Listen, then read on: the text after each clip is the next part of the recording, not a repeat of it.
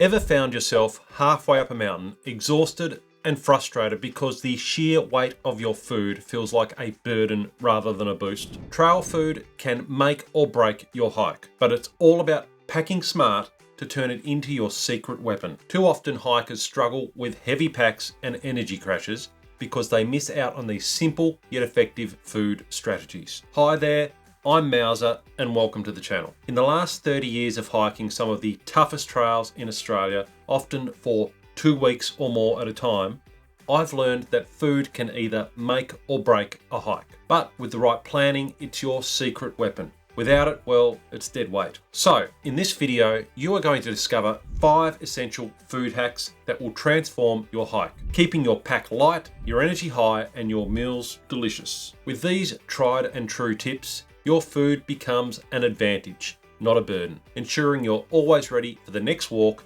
in the wilderness.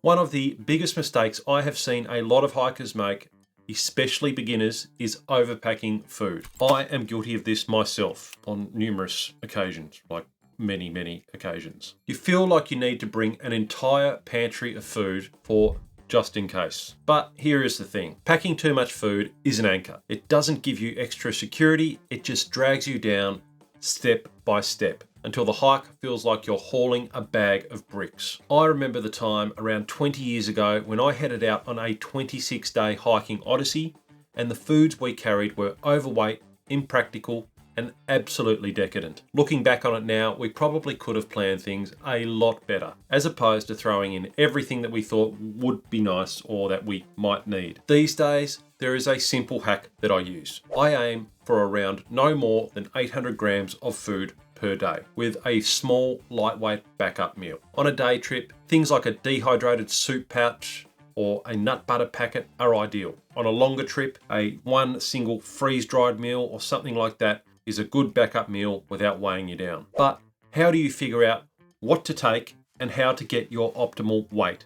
Well, if you want a really easy way, you can check out my hiking meal planner in the description down below. It is free and it helps to plan your hiking meals in detail, allowing you to plan for weight, plan for calories, and it has been a game changer for me. I'm constantly working on it, so check it out and I'll let you know when we update it. You can also sign up to my newsletter where each week I send out hiking tips and tricks. All right, so that's a quick win on how to lighten your load. But what about keeping your energy steady so that you don't hit a wall halfway up the mountain?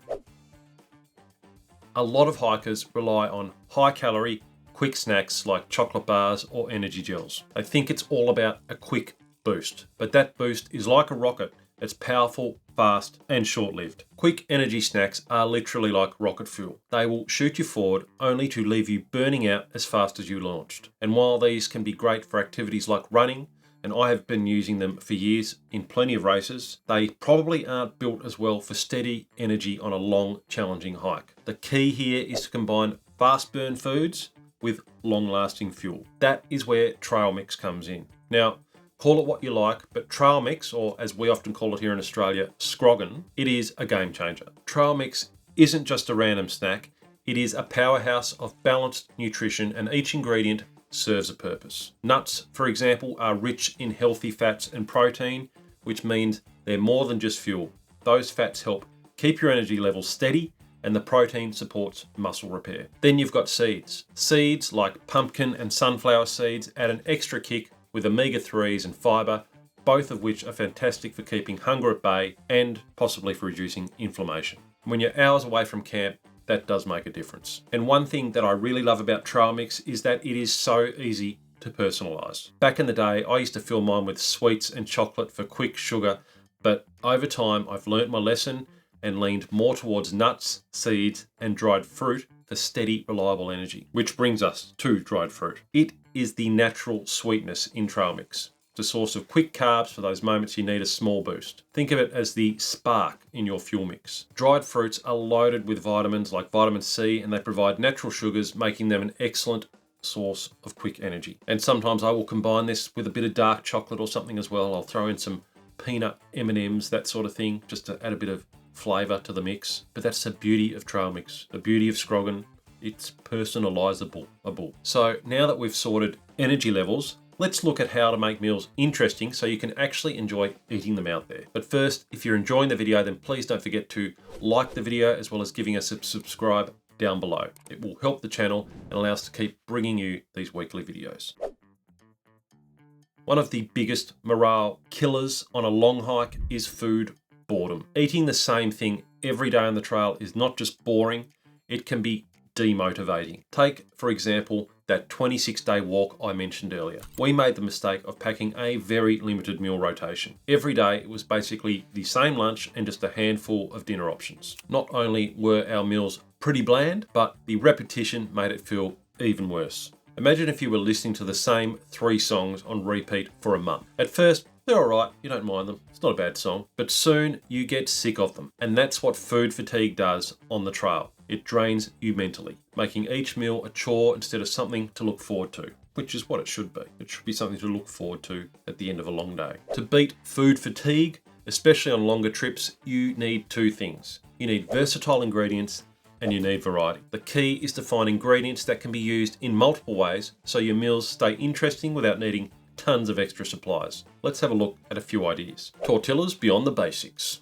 Tortillas are one of the most versatile ingredients you can carry. I absolutely love tortillas on the trail. They're lightweight, they pack flat, and they don't require refrigeration. For breakfast, you can fill a tortilla with a bit of peanut butter for a bit of an energizing wrap. At lunch, you can switch things up with some dehydrated hummus or some dip, a bit of cucumber, and maybe a handful of nuts for texture. And for dinner, you can roll it up with a bit of rice or a bit of jerky or tuna or whatever you've cooked for dinner. Just chuck it in that wrap and munch it up. They're a versatile choice and a great option. Boosting flavor with small additions. Now, spices and small flavor additions can transform basic meals. I carry a little container with a bit of salt and pepper in it, or sometimes even a bit of smoked paprika or some herbs or taco seasoning, stuff like that. And it's just something that hardly takes up any room and can really elevate a meal just by sprinkling a bit of that seasoning on there. It's great for things like couscous or instant rice or some dried veggies that you've rehydrated. Just sprinkle a bit of that and the whole meal just comes alive.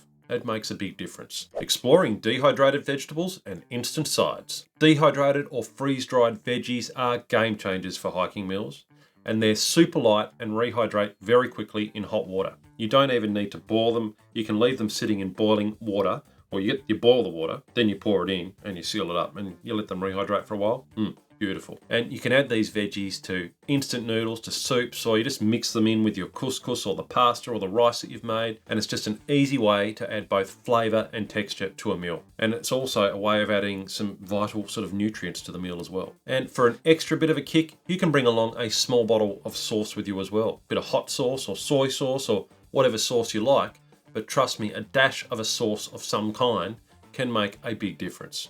Breakfast variety with oats and mix-ins. Oats are a breakfast staple, but they don't have to be the same every morning. You can pack a variety of mix-ins like dried fruit, nuts, seeds, or powdered milk. One day you could try oats with a bit of dried apple or cinnamon. The next day you could have dried berries with some cacao powder for a bit of change of flavour. With just a few different additions, your morning oats or your morning porridge, whatever you're going with, can feel like a fresh meal each day. Lately, I am absolutely loving freeze-dried fruits to add into the meals. And I buy a few different varieties of freeze-dried fruits, and then for each day I can have a different fruit each day just to mix up the flavors and the variety a bit with my breakfasts. And a lot of these freeze-dried fruits you can just buy online on places like Amazon or from your local hiking store these days. They're available pretty much in all good hiking sales places. Do-it-yourself trail mixes for snack diversity. And let's not forget snacks. Instead of one big, giant, massive bag of trail mix, I pack a small bag of trail mix for each day. And I normally have a couple of different combinations. One will have the nuts and seeds and dried fruit. Another will have a bit of an addition of a bit of dark chocolate chunks, some coconut flakes, something like that. Like I said before, I might have a few peanut M&Ms or some regular M&Ms, just a bit of variety, get in a bit of, that little boost of energy stuff in there as well. By doing this, each snack feels kind of different for each day, and you'll look forward to opening each new bag and just being surprised about what you're getting today. So with a bit of flavor variety in your pack, let's tackle one of the biggest space savers in your bag. Avoiding the bulky trap. It is easy to overlook the impact of bulky food items when you are packing for a hike. At first, it might not seem like a big deal, But when you're trying to cram everything into your pack, it quickly becomes clear just how much space these items can eat up. So let's get strategic with packing food that's lightweight and compact without sacrificing energy or taste. Compact trail optimized foods. So the first thing you can try is, instead of cramming a bulky snack bag into your pack that's just got one big bag of snacks, try pre-portioning your snacks into Ziploc bags. Now, I personally like to pack each day's snacks into one small Snap-Lock bag, and not only does this cut down on excess packaging, but it also makes grabbing a quick snack simple and mess-free. Then in the morning, when you're getting ready, you just reach in, you grab out the day's snacks, and you're all set. I also do the same with my lunch. So I'll just grab out the day's lunch with the day's snacks. I'm ready to go. I don't need to delve down into my pack again that day. Next, look at using instant meals and freeze-dried meals. These options are the ultimate compact trail foods. They're lightweight, they take up minimal space, and pack a lot of energy. And with just a little bit of hot water, they are transformed into a satisfying hot meal at the end of a long day. There is a huge variety of meals available these days for you, so you are certainly not limited in selection. I can go on a 10-day trip and literally have a different dinner every single night, and they're all pretty good. Now, most freeze-dried meals come in oversized packaging, and it can really take up a lot of room in your pack when you are packing to go for 9 or 10 days, like I often do. So to save even more space in my pack, another option is to consider repackaging them into Ziploc bags before your trip. It makes the freeze-dried or the dehydrated meals easier to store, it takes up less room in your pack, and this small step just goes a long way towards creating an organized, lightweight setup, and it significantly reduces the bulk as well as a little weight. And you might be saying, well, now you've taken out of that nice foil pouch that they're designed to be reconstituted in, then how do you reconstitute them, Mauser? Well, thanks for asking. Very good question. I use a Hyperlite repack pouch to rehydrate my meals in, but there are other options. You don't have to rehydrate inside the Snap-Lock bag if you don't want to. You could take just one foil pouch and reuse it, or you could reconstitute it in a small cooking pot, something like that. They're all options, but it just helps reduce that packaging size and bulk. And then those last minute just in case snacks might sound tempting, but they're usually the culprit behind an overstuffed pack. I am renowned for throwing in non-rationed treats at the last minute. So try and resist tossing in that full-size chip bag or extra chocolate bars or that last-minute snack. You will be thankful for the extra space and reduced weight when you're out in the trail. And when you finish the walk and you've still got a kilo's worth of food left, you'll be like, why did I pack that stuff at the start? Been there, done that quite often.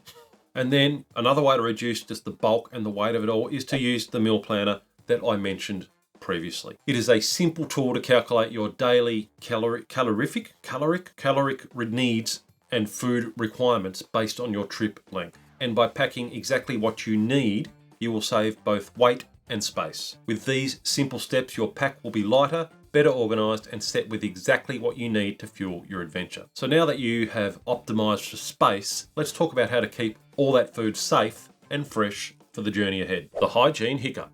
Now, nothing can ruin a trip faster than a stomach issue from poor food hygiene. Imagine being miles from help and suddenly realizing that the quick snack wasn't so safe. Now, fortunately, I have never in my 30 years of hiking suffered from illness on the trail, but I have seen it happen to others and it is not pleasant at all. And I certainly don't put my lack of illness down to luck. I put it down to one thing: good hygiene. Hiking without proper food hygiene is a ticking time bomb just waiting to go off. And when it does, it doesn't just ruin your hike, it can put you in serious danger as well. So here's what I do to avoid it. I always carry a small bottle of hand sanitizer and I make it a habit to use it before eating and, of course, after nature calls. I also keep any perishables just for the first day. Then I switch to durable options like beef jerky, nuts, that type of thing that isn't going to degrade over time while I'm out on the trail. For an extra layer of cleanliness, I make sure any cutting or prep is done on a clean surface wherever possible. And when it comes to water, even though we're lucky here in Tasmania with very clean water sources, I always consider potential contamination, and if ever in doubt, filter or treat water beforehand. So with these hacks, these 5 hacks that I've given you today, you are set to eat better, stay energized, and avoid the most common food mistakes on the trail. And if you want to see how I actually prepare and pack all this food, then check out This video up here where I give a rundown of all my food for a 9-day epic adventure.